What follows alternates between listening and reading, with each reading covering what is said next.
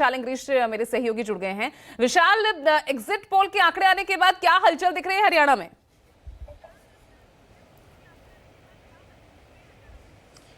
देखिए, जो exit poll के नतीजे हैं उससे हलचल तो बिल्कुल ही दिखाई दे रही है, खासतौर पर कांग्रेस की, क्योंकि देर रात तक भूपेंद्र सिंह हुड्डा की कोठी में एक लंबी लाइन उनको मिलने वालों की लगी रही और चंडीगढ़ से भी कई लोग उनको मिलने के लिए भी पहुंच चुके हैं।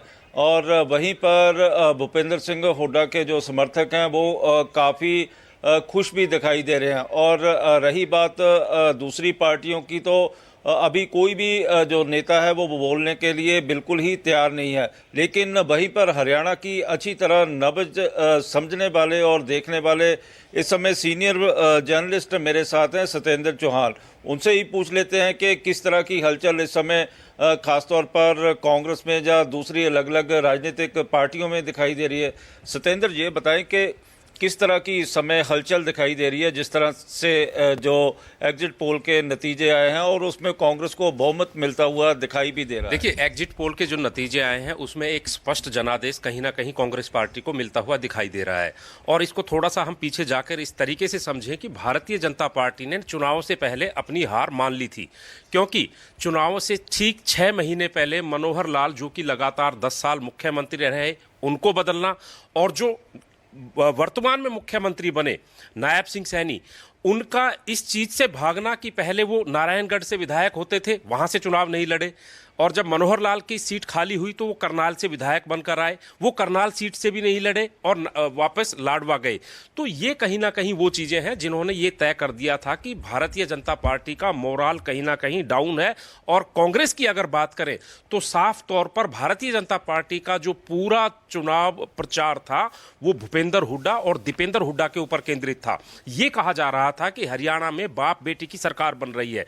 हालांकि इस पूरे चुनाव प्रचार में दीपेंद्र हुड्डा और भूपेंद्र हुड्डा ने किसी भी कंट्रोवर्सी में वो नहीं पड़े, बिना लाग लपेट के चुनाव प्रचार किया। शैलजा के ऊपर बड़ा दाव खेला गया।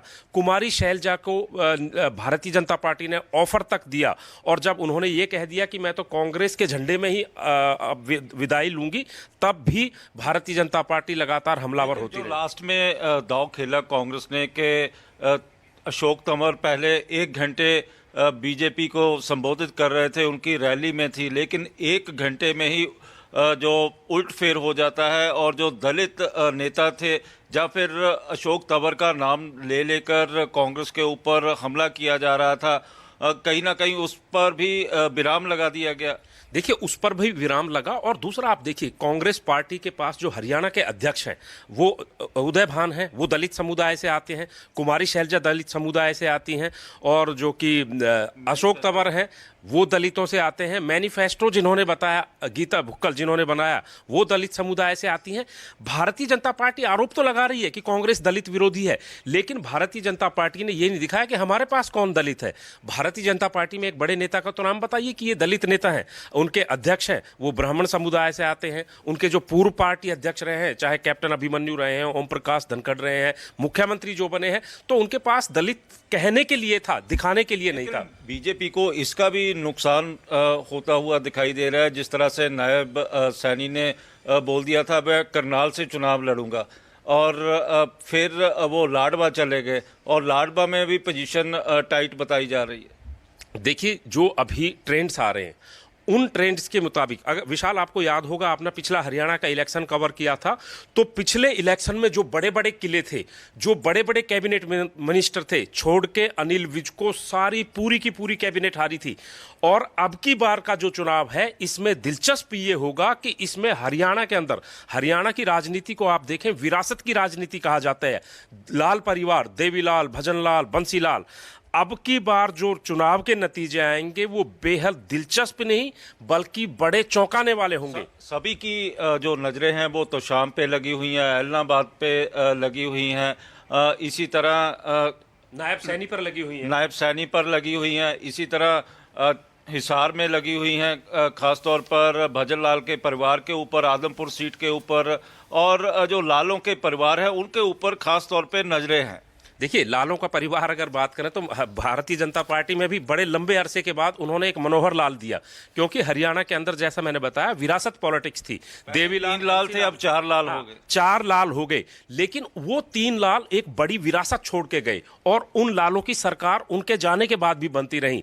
लेकिन मनोहर लाल जो विरासत छोड़ के गए हैं, ये पहली बार होगा कि एक नए मुख्यमंत्री को विरासत सौंपी गई और वो मुख्यमंत्री शायद जिस तरीके के रुझान आ रहे हैं, हो सकता है कि नायब सिंह सैनी लाडवा से हार जाएं और ये भारतीय जनता पार्टी के लिए सबसे बड़ी करारी शिकस्त होगी।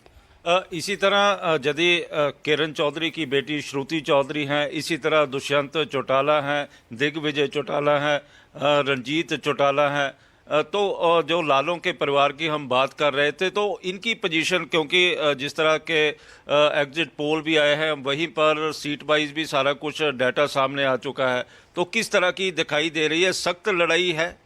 बहुत सख्त लड़ाई है, लेकिन यहां पर सबसे दिलचस्प चीज है, अगर मैं एक पॉइंट ऑफ व्यू दूं आपको, तो सिर्फ एक चीज है, इस चुनाव में मतदाताओं की नाराजगी सीधे सीधे भारतीय जनता पार्टी से थी।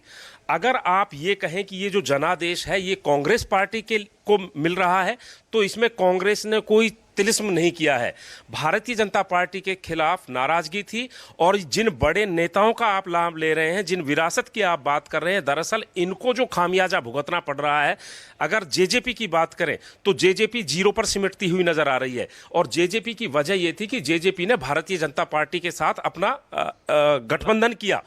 दूसरा, अभय चौटाला, गोपाल कांडा या फिर जो बड़े नेता हैं जिनकी बात कर रहे हैं, इनको इस चीज का खामियाजा भुगतना पड़ रहा है कि इन्होंने बिहाइंड द कर्टेन, पर्दे के पीछे भारतीय जनता पार्टी के साथ एक समझौता किया और वो समझौता एक्सपोज हो गया और लोगों को समझ में आ गया कि ये जो कहानी चल रही है, दरअसल ये कहानी भारतीय जनता पार्टी के सहयोग से चल रही है और लोग इस बात को हजम नहीं कर पाए और ये जो वैक्यूम था एक, वो वैक्यूम खाली हुआ और वो वैक्यूम कांग्रेस और भूपेंद्र हुड्डा की तरफ शिफ्ट हो गया। भूपेंद्र सिंह हुड्डा और दीपेंद्र हुड्डा ने 275 से ज़्यादा जनसभाएं की, रोड शो किए, तो कांग्रेस को कितना इनका फायदा मिलता हुआ दिखाई दे रहा है? क्योंकि जो जाट वोट बैंक था, कल हम जाट लैंड में ही थे, चाहे वो रोहतक का एरिया हो, झज्जर का एरिया हो, कई लोगों के साथ हमने बातचीत भी की उस टाइम, तो सीधा सीधा कहा जा रहा था कि किसान, जवान और पहलवान के मुद्दे के ऊपर, चाहे वो राष्ट्रीय मुद्दे थे,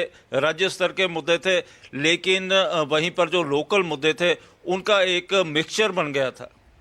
देखिए, हरियाणा को अगर आप ज्योग्राफिकली समझें तो हरियाणा पूरी तरीके से दिल्ली से सटा हुआ है और 3 तरफ से दिल्ली को घेरता है, फरीदाबाद से लेकर सोनीपत तक। अब जो राष्ट्रीय मुद्दे होते हैं उनकी एक छाप हमेशा हरियाणा की पॉलिटिक्स में दिखाई देती है। महंगाई, बेरोजगारी, नशाखोरी, ये सारे जो मुद्दे सेंटर को प्रभावित करते हैं वो हरियाणा में सबसे पहले दिखाई देते हैं। दूसरी बात, आपने दीपेंद्र हुड्डा और भूपेंद्र हुड्डा की बात कही, पहलवान, जवान और किसान की बात कही। अब चाहे किसान पंजाब का था या कहीं का भी था, लेकिन वो जो आंदोलन हुए, पहलवानों के आंदोलन हुए, किसानों के आंदोलन हुए, यहाँ तक अग्निवीर में जवानों के जो आंदोलन हुए, वो सब हरियाणा से शुरू हुए और वो केंद्र की राजनीति तक गए। अब हरियाणा ही एक ऐसा ग्राउंड बन गया कि पंजाब के किसान आते हैं, वो हरियाणा में बैठते हैं। पहलवानों की बात करते हैं तो सारे पहलवान ही हरियाणा के हैं। अगर जवानों की बात करते हैं तो देश की सेना में सबसे ज्यादा एक प्रतिनिधित्व तो हरियाणा के जवान करते हैं। अग्निवीर थी, पहलवानों का मुद्दा था, किसानों का मुद्दा था, एमएसपी का मुद्दा था। तो ये मुद्दों की एक ऐसी फहरिस्त बनती गई जो कि भारतीय जनता पार्टी से नाराज लोग थे, वो नाराजगी बढ़ती गई। और दूसरा, भारतीय जनता पार्टी ने एक जातिगत राजनीति के समीकरण बनाने के लिए अपने आप की इमेज, अपनी इमेज एक ऐसी बना ली कि भारतीय जनता पार्टी किसान और जाट दोनों चीजें आप समझिए। लेकिन अगर आप किसान की बात करेंगे तो किसान सिर्फ जाट नहीं है। अगर आप अहिरवाल में चले जाएंगे तो वहां पर यादव भी जाट है, अगर आप भिवानी में जाएंगे तो वहां पर राजपूत भी किसान है, यादव भी किसान है। तो जो किसान था, भारतीय जनता पार्टी यहां पर गलती खा गई। भारतीय जनता पार्टी ने समझा कि किसान का मतलब सिर्फ जाट है, लेकिन किसानों का मुद्दा यादव को भी प्रभावित करता है, हरिजन को भी प्रभावित करता है और राजपूत को भी प्रभावित करता है। तो यहां पर एक बड़ा मतदाता जिसको सिर्फ ये मान लिया गया कि एक विशेष जाति ही चलिए, किसान ठीक है है विशाल, ना, ठीक 36 है, बहुत जातियां अच्छे भी से किसान हरियाणा की होती इस हैं। तस्वीर को भारतीय सामने जनता रखा है पार्टी एग्जिट यहां पर पोल के आंकड़ों के बाद। बहुत बहुत शुक्रिया तमाम मेहमानों का हमारे साथ जुड़ने के लिए। लगातार नजर हरियाणा को लेकर न्यूज़ 24 की बनी रहेगी। आज के लिए ब्रेकिंग के एजेंडा में इतना ही। नमस्कार।